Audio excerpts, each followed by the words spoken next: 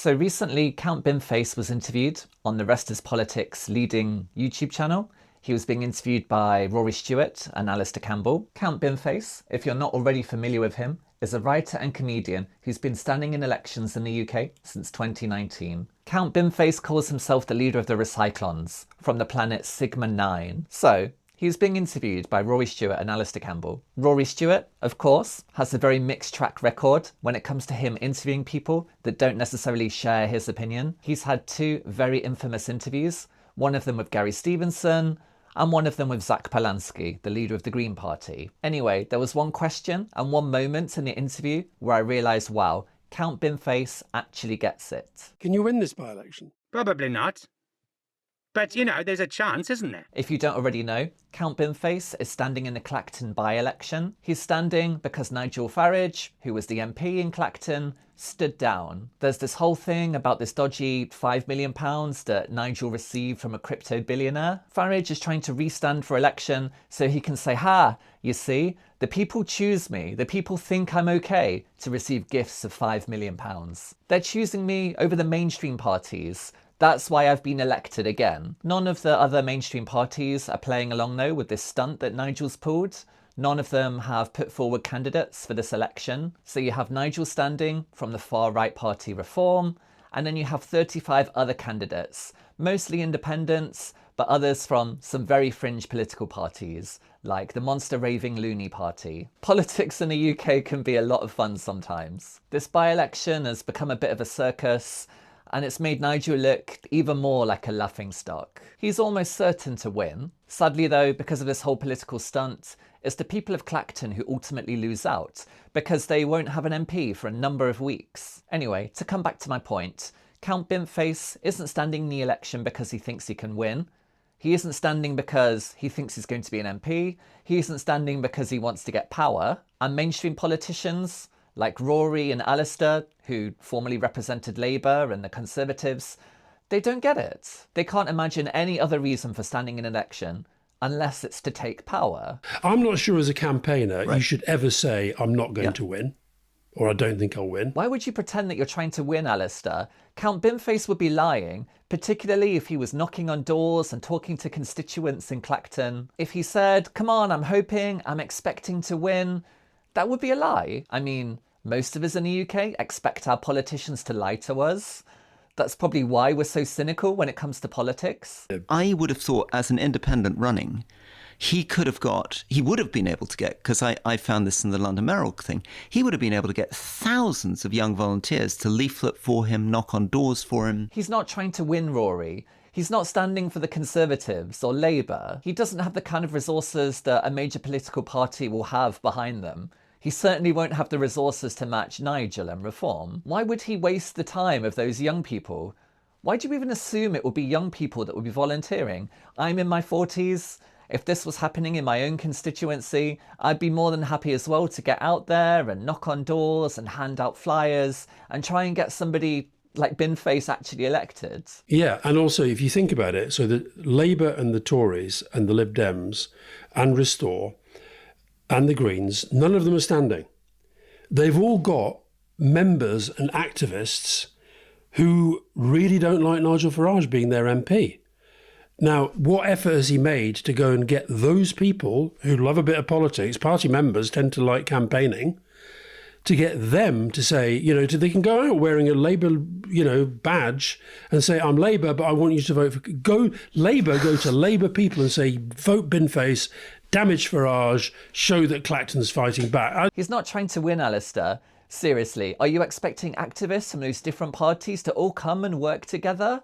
I mean, come off it, mate. Maybe this is an interesting thought experiment, but nothing more than that. It's not just Rory Stewart and Alistair Campbell that think that way.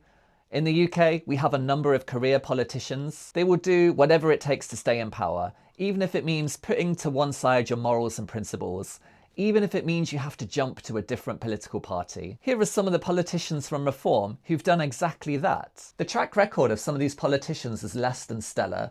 A number of these people were part of the Conservative government who put the country through years and years of austerity and left the country on its knees when they were finally voted out. Shame. Shame. Shame. Support for reform is high, so these lot are jumping on the bandwagon. They don't actually believe in any of these policies, they're just jumping on because they're desperate to be in power again. They've already ruined the country once and drastically damaged your living standards, and they want to do it all over again. I think Count Binface is standing to make a satirical point. To say to the country, look how ridiculous this whole thing is. The UK is a democracy, so this allows him to stand for election and to stand on stage next to Nigel when the result is announced. And he can make Farage look even more incompetent and corrupt, if that's even possible at this point. By standing in this election, Count Binface is shining an even brighter spotlight on the sleaze of Nigel Farage. Imagine being gifted £5 million from a crypto billionaire that doesn't even live in this country. It is dodgy AF. I remember being in sixth form and George W. Bush being elected, and I remember how he turned around and he immediately rewarded the big oil companies that had helped fund his campaign. To us, that looked like the most corrupt thing we'd ever seen. This £5 million gift, I mean, it's so open and blatant. It takes corruption to a whole new level, at least in my opinion. By standing in this election, Count Binface is making a difference. By standing in this election, that might actually lead to some positive change for the country. And isn't that the whole point of politics? To make the country a better place? To bring about positive change? It's not so that you can rise as high as you can and claim as much power as you can for yourself. Of course, Alistair Campbell and Rory Stewart, they don't get it. They're established politicians that have been elected. They have track records of winning elections. For them, winning the election is the priority. The needs of the people they're representing, that's firmly in second place. But I tell you what I thought was really interesting was when he said, whatever the result, Farage has lost. Because he's going to stand on that platform with 30-odd kind of weirdos and misfits.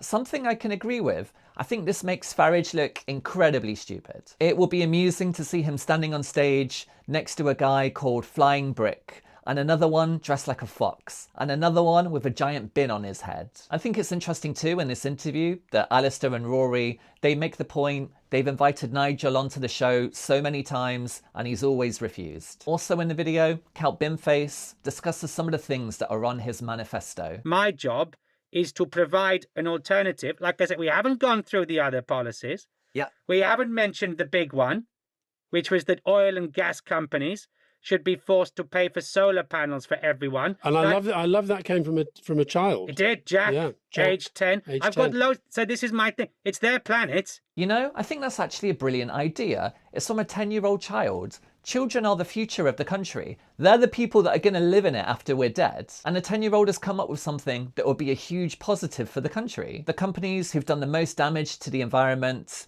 the companies that have contributed the most to climate change, paying for solar power for all of us. Count Binface has listened to this 10-year-old and he's put it into his manifesto. After all, oil and gas companies continue to make obscene profits, while the orange man in America destabilizes the entire Middle East. Perhaps we can take this one step further. Perhaps these solar panels can be made in factories in the UK, giving UK manufacturing a massive boost. A 10-year-old thought of this idea, and a politician is listening. But why bother listening when you can just mindlessly repeat, "Stop the boats! Stop the boats!" So, is Count Binface gonna win this one? Are we gonna see a man entering Parliament with a dustbin on his head? Probably not. But then in 2016, collectively, the British public voted to name a new £200 million polar research vessel, Boaty McBoatface. Sadly, a vote that was not respected. The boat was named RRS Sir David Attenborough, the day democracy died. People of Clacton, this could be your chance to do something truly great for this country. Yeah, my name's Count Binface, and I've entered the race for Clacton's new MP. People of Clacton, you know what to do. I'll see you next time. Take care, everyone.